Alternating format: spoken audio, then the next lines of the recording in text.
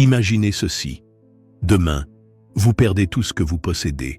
Votre maison, votre voiture, votre téléphone, vos vêtements, tout. Comment vous sentiriez-vous? Anxieux? Paniqué? Ou peut-être libéré?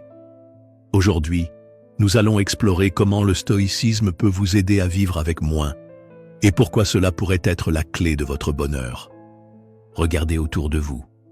Vos placards débordent, votre téléphone est rempli d'applications inutiles, votre esprit est encombré d'inquiétudes futiles.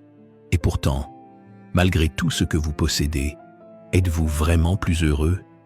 Dans une société qui nous pousse sans cesse à acheter, accumuler et désirer toujours plus, il est facile de confondre possession et satisfaction.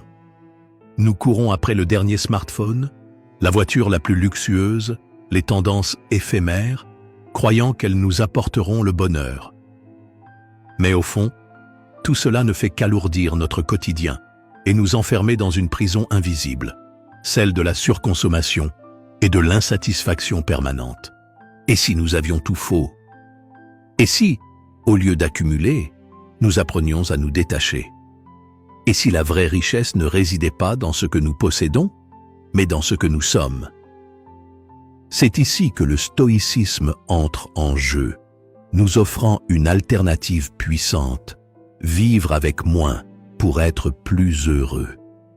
Dans cette vidéo, nous allons voir pourquoi et comment cette philosophie peut vous libérer, simplifier votre existence et vous permettre d'accéder à une paix intérieure durable. Première partie, le détachement stoïcien, posséder sans être possédé. Dans nos sociétés modernes, nous sommes constamment incités à posséder toujours plus. Chaque jour, la publicité, les réseaux sociaux et notre environnement nous rappellent que nous devons aspirer à plus de biens, plus de confort, plus de succès matériel. Cette obsession de l'accumulation est devenue si normale qu'on ne la remet presque jamais en question. Pourtant, elle nous enferme dans un cycle sans fin de désir, d'attachement et d'insatisfaction. Le stoïcisme, en revanche, nous invite à adopter un regard radicalement différent. Il ne s'agit pas de rejeter toute forme de possession, mais de veiller à ce que nos biens ne prennent pas le contrôle de notre esprit et de nos émotions. Il s'agit d'apprendre à posséder sans être possédé. Sénèque, l'un des plus grands penseurs stoïciens, écrivait « Ce n'est pas l'homme qui a peu, mais celui qui désire plus, qui est pauvre. » Cette phrase, d'une simplicité déconcertante, met en lumière un paradoxe essentiel.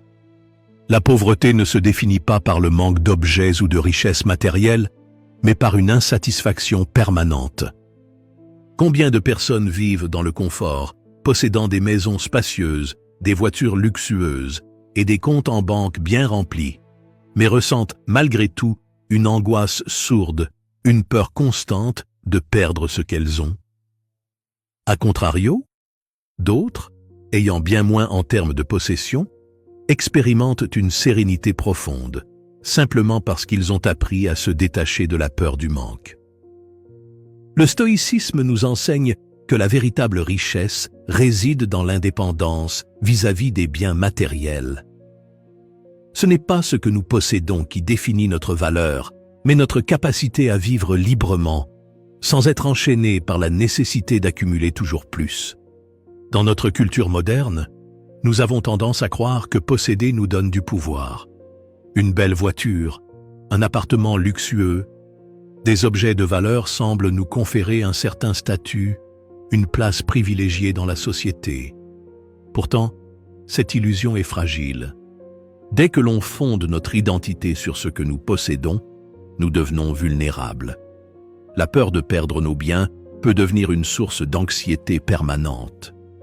Nous passons alors notre temps à protéger nos possessions, à chercher des moyens de les multiplier et à craindre le jour où nous pourrions tout perdre.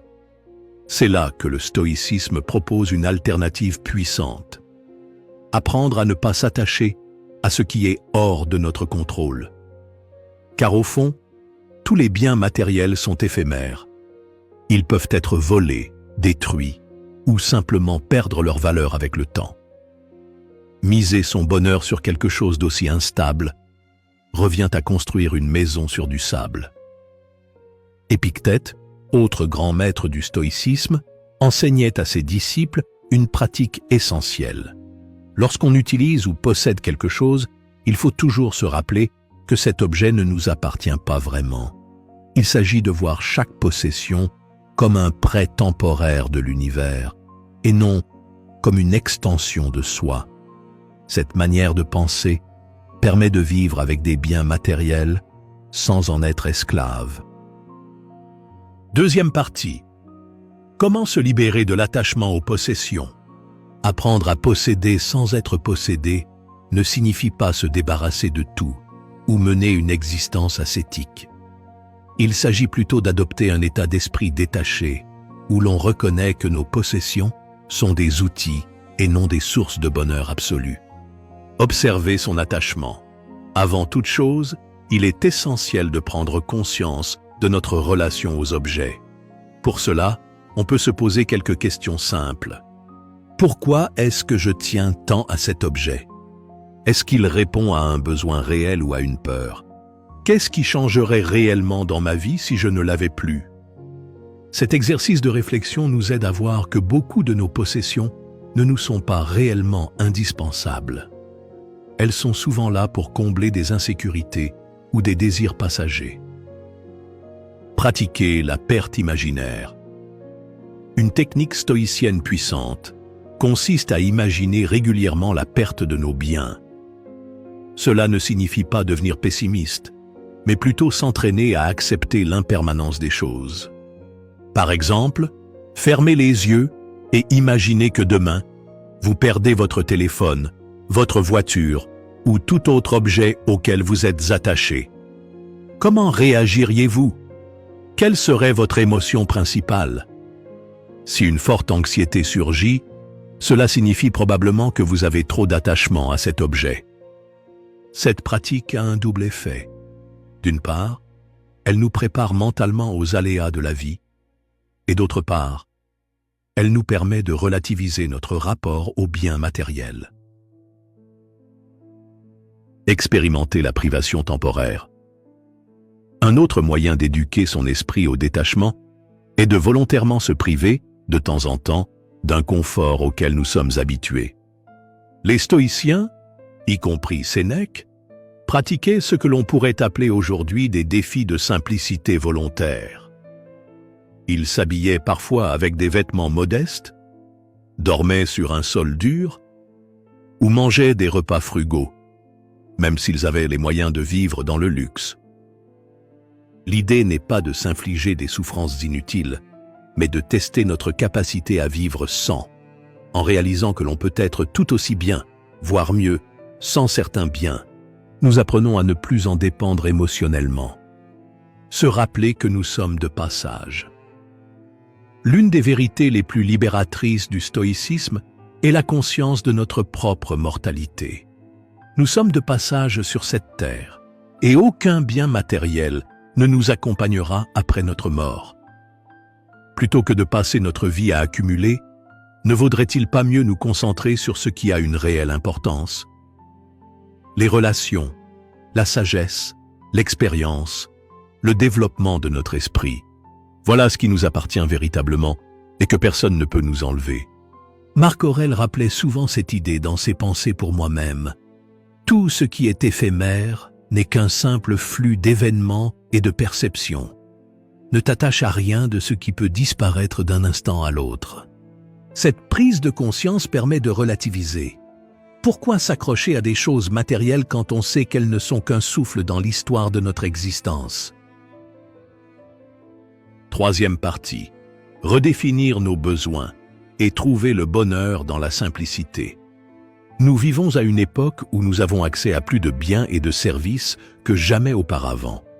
Pourtant, au lieu de nous sentir épanouis, beaucoup d'entre nous sont stressés, insatisfaits et en quête perpétuelle de mieux. Ce phénomène est connu sous le nom de paradoxe de l'abondance. Alors que nous avons plus, nous semblons en manquer davantage. Des études psychologiques montrent que trop de choix peut en réalité générer plus d'anxiété que de satisfaction. De même, la quête constante de possessions matérielles nous place dans une course sans fin, où chaque nouvel achat procure une satisfaction éphémère avant de laisser place à un nouveau désir. Le stoïcisme nous éclaire sur cette illusion. Le bonheur ne vient pas de l'accumulation, mais de notre capacité à être satisfait de ce que nous avons déjà. Sénèque l'exprimait ainsi. « Ce n'est pas celui qui a peu qui est pauvre, mais celui qui désire plus. » En d'autres termes, notre insatisfaction ne vient pas du manque, mais du désir insatiable de posséder toujours plus. Au lieu de nous laisser piéger par une société qui nous pousse à désirer sans cesse, nous pouvons reprogrammer notre esprit pour distinguer l'essentiel du superflu. Nous confondons souvent nécessité et envie. Les stoïciens nous invitent à nous interroger avant chaque acquisition. Est-ce que cet objet répond à un besoin réel ou à un désir passager? Est-ce que je le veux par utilité ou par pression sociale? Plutôt que de toujours chercher ce qui nous manque, il est possible de cultiver la gratitude pour ce que nous avons déjà. Une des pratiques les plus puissantes consiste à noter chaque jour 3 choses pour lesquelles nous sommes reconnaissants. Cet exercice simple renforce notre satisfaction intérieure et réduit notre besoin de toujours posséder plus. Un autre principe stoïcien fondamental est de vivre avec intention. Marc Aurèle nous encourageait à aligner nos actions sur nos valeurs profondes, plutôt que sur des désirs matériels éphémères. Plutôt que d'investir notre temps et notre argent dans des objets, pourquoi ne pas privilégier des expériences enrichissantes et des relations authentiques? La vraie richesse est de se contenter de peu. Épictète. Adopter un mode de vie plus simple ne signifie pas se priver, mais se libérer. Moins d'attachement aux possessions réduit l'anxiété liée à la peur de perdre et permet de reprendre le contrôle de ses choix.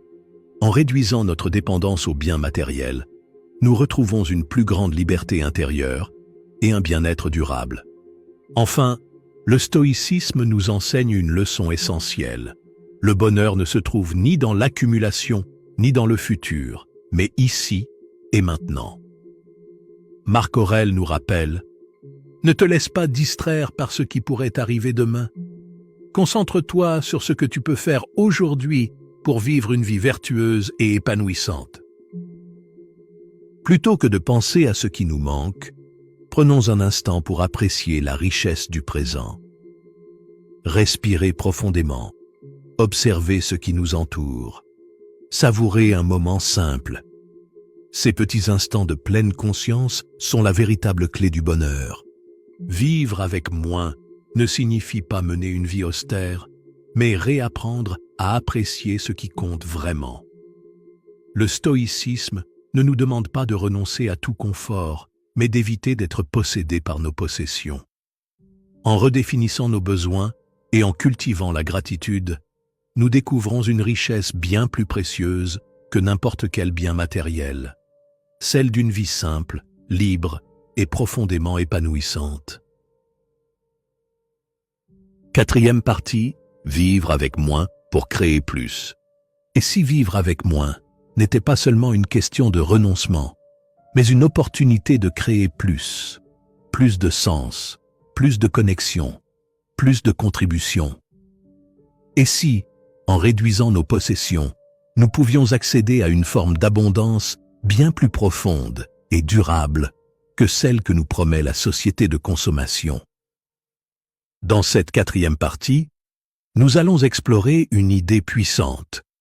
Vivre avec moins nous permet de créer plus de valeur dans notre vie et dans celle des autres. Le stoïcisme nous offre une vision de l'abondance qui ne repose pas sur l'accumulation, mais sur la création et le partage. Un moins de possession, plus de temps pour créer.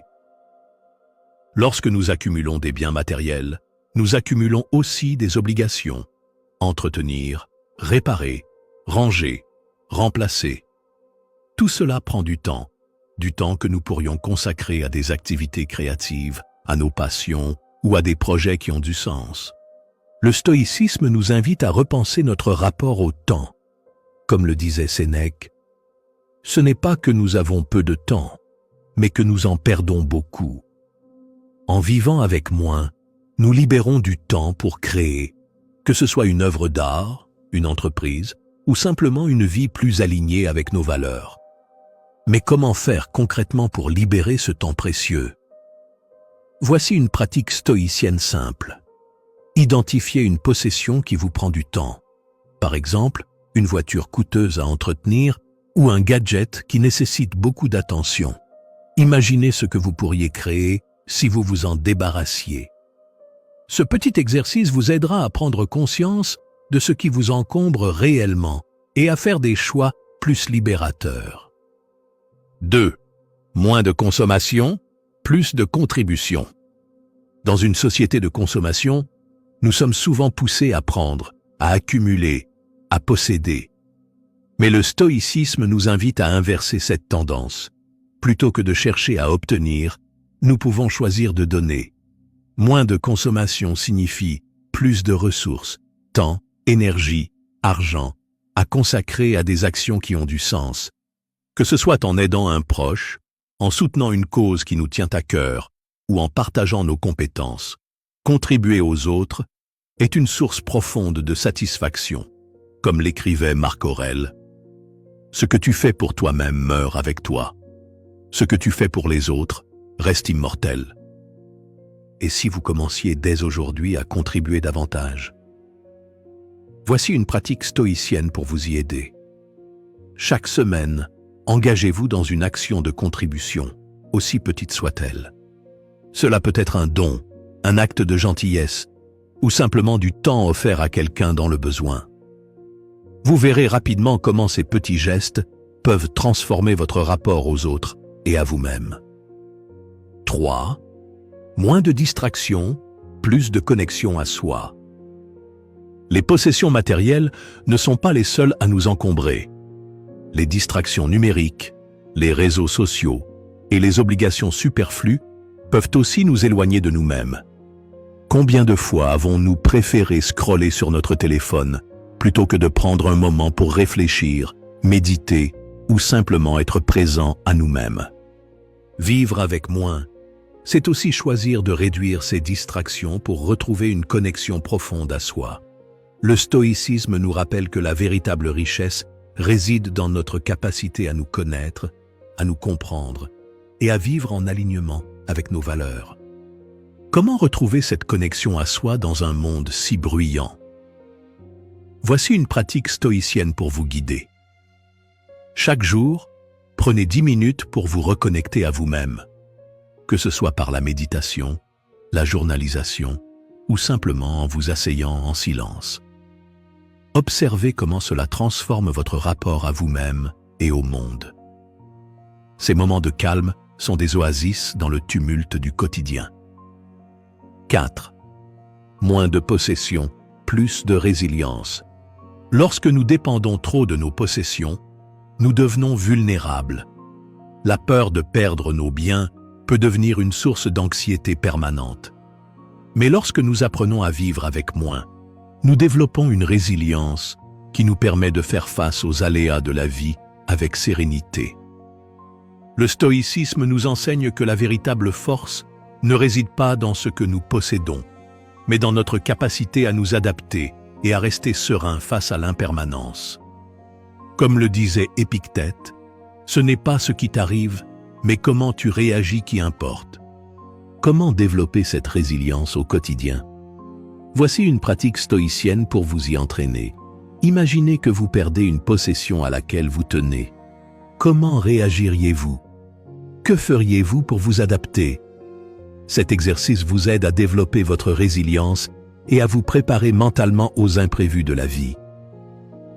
5. Moins de possessions, plus de sens.